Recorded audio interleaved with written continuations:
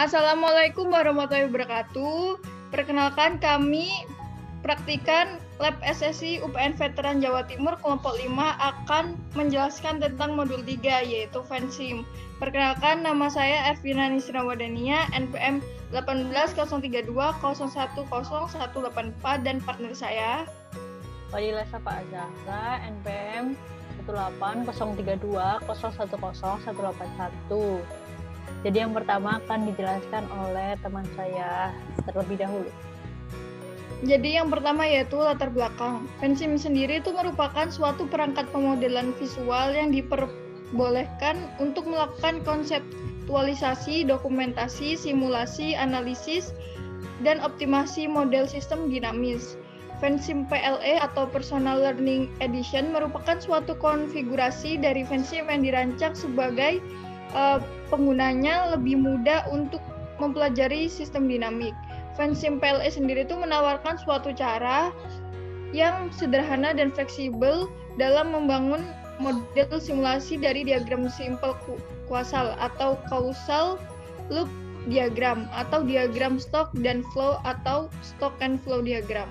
Jadi di sini studi kasus kami adalah faktor produksi alam. Kami memilih faktor produksi alam pengelolaan dari pohon jati. Nah, permasalahan yang kami hadapi dalam modul ini adalah bagaimana cara membuat sistem dengan menggunakan aplikasi. Pada modul ini tuh dijelaskan mengenai penggunaan perangkat lunak Fensim dalam menyelesaikan masalah untuk mengidentifikasi permasalahan industri yang dapat disimpulkan secara dinamis. Permasalahan yang dihadapi dalam modul ini adalah untuk mensimulasikan produksi kayu jati di PT Kayu Jati Bunga, Sulawesi Tengah dengan menggunakan perangkat lunak Fensim. Nah, yang kedua adalah tinjauan pustaka. Simulasi sendiri itu adalah proses perancangan model dari suatu sistem nyata dan pelaksanaan eksperimen dengan model ini untuk tujuan memahami tingkah laku sistem atau untuk menyusun strategi atau dalam suatu batas yang ditentukan oleh satu atau beberapa kriteria. Maka dari itu, sehubungan dengan sistem operasi tersebut terdapat merekayasa suatu sistem diperlukan adanya simulasi terlebih dahulu sebelum kita mengaplikasikan sistem tersebut. Nah, konsep simulasi sebagai proses pengolahan data dengan penggunaan rangkaian model-model simbolik pada pengoperasian sistem tiruan tidak mengharuskan dan tidak menganjurkan penggunaan formula atau fungsi-fungsi yang persamaan tertentu stasiun pelayanan. Nah, stasiun pelayanan sendiri itu yaitu suatu model simbolik penyelesaian persoalan, tetapi sebaliknya, simulasi yang terdiri dari tahapan-tahapan dan langkah-langkah pengolahan data haruslah dilengkapi dengan model-model simbolik yang sesuai dengan hasil pengoperasian sistem tiruan dalam bentuk data output yang berguna untuk penyelesaian persoalan. Nah, penyusunan model-model pada simulasi merupakan bentuk aplikasi dari teori, prinsip, dan pendekatan model. Maka dari itu, dalam hal ini, formulasi model senantiasa dilakukan berdasarkan teori-teori yang berlaku di wilayah di mana sistem berada. Beberapa tahapan yang bisa kita lakukan yaitu dari sudut pandang sistem dan lingkungannya, sistem tertutup dan sistem terbuka. Yang kedua, dari sudut pandang tingkat kepastian sistem, yaitu sistem dinamik. Ketiga, dari sudut pandang kedinamisan sistem, yaitu sistem dinamis dan sistem statis. Yang keempat, dari sudut pandang kekontinuan sistem, yaitu sistem kontinu dan sistem diskrit. Pada umumnya terdapat 5 langkah pokok yang diperlukan dalam penggunaan simulasi, yaitu 1. Menentukan sistem atau permasalahan yang akan disimulasikan.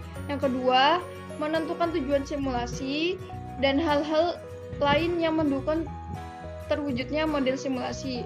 Yang ketiga, mengembangkan model simulasi dan uji terhadap kebenaran proses perhitungan yang ada di dalamnya. Yang keempat, menentukan model simulasi dengan menentukan lamanya simulasi dan ujinya. Yang terakhir adalah analisis hasil dari simulasi. Lalu fansim sendiri itu merupakan suatu perangkat pemodelan visual yang membolehkan untuk melakukan konseptualisasi, dokumentasi, simulasi, analisis, dan optimasi model sistem dinamis.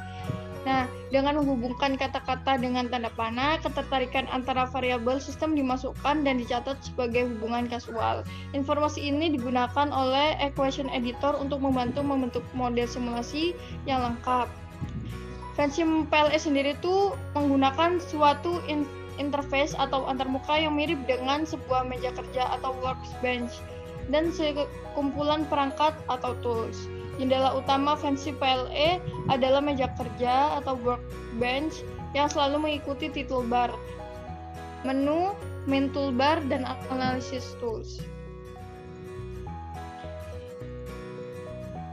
Jadi studi kasusnya daerah bunga Sulawesi Tengah merupakan daerah pemasok Pulau Jati yang menerapkan produksi make stock dengan permintaan yang fluktuatif dan tidak menentu. Dengan kemampuan yang dimiliki, perusahaan tidak setiap bulannya dapat memenuhi permintaan dan kemudian menghasilkan order backlog. Jadi, pemasok tersebut berusaha untuk memenuhi permintaan pelanggan dengan mengubah kapasitas produksi dengan memanfaatkan tenaga kerja yang dimiliki. Maka dibuatlah model simulasi. Yang pertama, casual loop diagram dengan sasaran utamanya adalah untuk mengidentifikasi variabel yang terlibat, untuk mengungkapkan kejadian hubungan sebab akibat, dan untuk mengetahui arah hubungan antar variabel. Jadi berikut casual diagram. Jadi produksi kayu jati dipengaruhi oleh beberapa elemen seperti daerah gagal panen, bahan baku kayu jati, dan lain-lain. Lalu langkah-langkah pengerjaan fansim. Untuk langkah-langkah pengerjaannya akan dijelaskan di aplikasi fansim. Ya, jadi untuk membuat stock flow yang pertama kali kita pilih itu ada new model. Nah, lalu di sini kita isi dari 2020 sampai 2025. Unitsnya dipilih yang year, klik OK. Lalu yang pertama klik level untuk jumlah permintaan kayu jar. Lalu yang kedua ada ketersediaan bahan baku kayu jati. Lebihkan terus. Nah, kan cuma permintaan kayu jati kan dipengaruhi beberapa hal. Jadi yang pertama ada,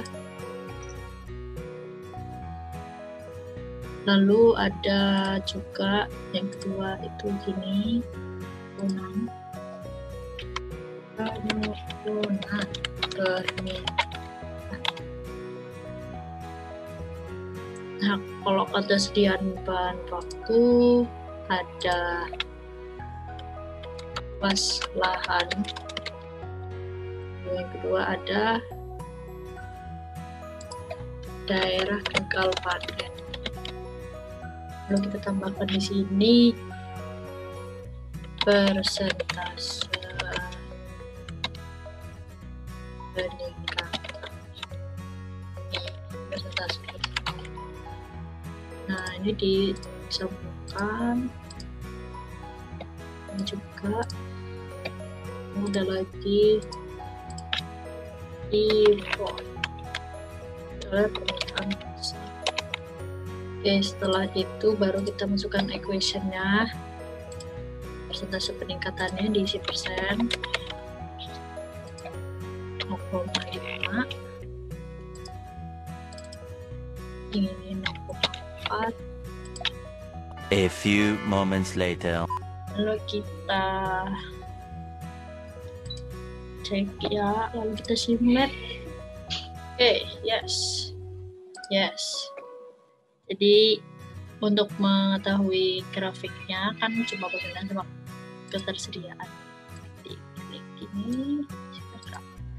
Jadi bisa dilihat yang merah ini ketersediaan bahan bakunya, yang biru semua permintaan. Jadi bisa ditarik kesimpulan bahwa dari 2020 sampai 2025 ketersediaan bahan bakunya itu lebih dari semua permintaan, jadi tidak ada stock out.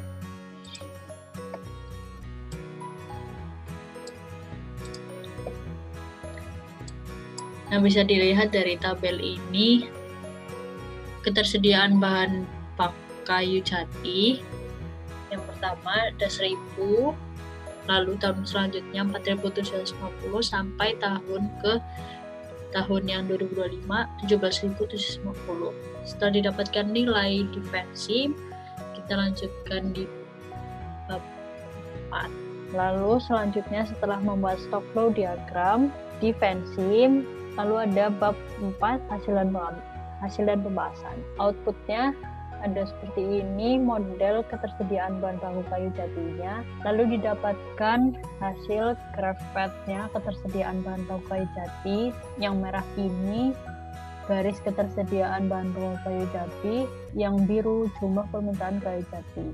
Jadi pada grafik di atas dapat disimpulkan bahwa dari 2020 sampai 2025 ketersediaan bahan baku dapat memenuhi semua permintaan yang ada, bahkan selalu melebihi jumlah permintaan dari tahun ke tahun yang meningkat. Selanjutnya ada table path. Nah, dari table path tersebut dapat dihasilkan ketersediaan bahan baku pada tahun 2021 itu sejumlah 4.750, lalu tahun 2022 ada 8.300, di tahun 2023 ada 11.650, di tahun 2024 sejumlah 14.800, dan 2025 sejumlah 17.250. Setelah muncul question from Pensim seperti ini, berarti model tersebut dapat berjalan dengan baik dan tidak error. Lalu untuk validasinya dilakukan secara statistik dengan membandingkan data empiris sistem nyata dengan output simulasi model. Jadi dari data real dan data simulasi dihitung rata-ratanya terlebih dahulu dan standar deviasinya. Yang pertama berdasarkan persen error dari rata-rata data empiris dan data output simulasi. Rumusnya rata-rata simulasi dikurangi rata-rata real dimutlak dibagi rata-rata real, ditemukan 2,2%. Jadi dari analisa output Pensimnya diketahui bahwa dari 2020 sampai 2025 itu ketersediaan bahan bakunya selalu melebihi permintaan. Jadi, apabila permintaan dapat terpenuhi, maka perusahaan akan mendapatkan kepercayaan konsumen. Namun apabila ketersediaan bahan baku tidak dapat memenuhi permintaan, maka akan berakibat pada proses produksi. Dari hasil tersebut, maka perusahaan seharusnya sedikit mengurangi ketersediaan bahan baku kayu jati, karena jika tiap tahun ketersediaan bahan bakunya meningkat, tapi jumlah permintaannya tidak sebanding dengan ketersediaannya, maka perusahaan tersebut lama-lama akan rugi untuk biaya inventory yang tidak terbeli. Cara yang dapat dilakukan adalah dengan melakukan perencanaan agregat planning. Perencanaan agregat ini memberikan gambaran kepada perusahaan mengenai kebutuhan terhadap variabel-variabel produksi seperti persediaan material, tenaga kerja, dan sumber daya lainnya. Jadi kesimpulannya adalah seperti yang dijelaskan oleh teman saya, terdapat beberapa hasil output yang didapatkan, maka output di atas itu terlihat bahwa perusahaan dapat memenuhi permintaan kayu jati dengan peningkatan konsumsi dan penurunan daya beli yang ditetapkan, atau dapat diartikan ketersediaan kayu jati lebih dari permintaan konsumsi.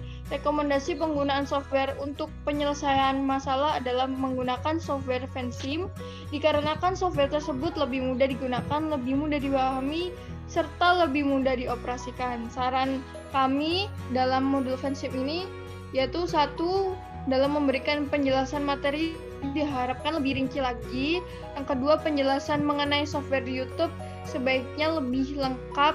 Dan ketiga, sebaiknya dijelaskan mengenai simbol-simbol yang digunakan dalam modul ini. Terima kasih. Sekian penjelasan dari kami tentang modul 3 Pensim. Semoga ilmu yang kami berikan bermanfaat. Kurang lebihnya mohon maaf. Wassalamualaikum warahmatullahi wabarakatuh.